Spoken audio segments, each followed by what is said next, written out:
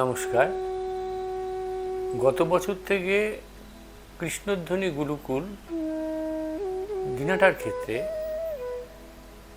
একটা সুন্দর অনুষ্ঠান করছে, গত বছরও করেছে।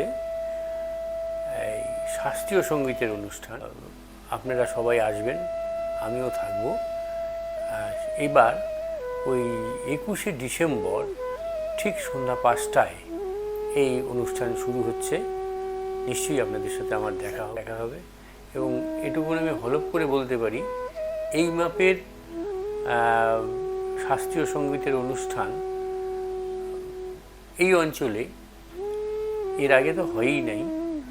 এবার নতুন সংযোজন, ভারত বিখ্যাত পাকওয়াজ শিল্পী প্রফেসর নিশাত সিং তিনি আসবেন এবং তিনি সকাল থেকে ওয়ার্কশপ করবেন, সন্ধ্যাতেও তিনি অনুষ্ঠান করবেন।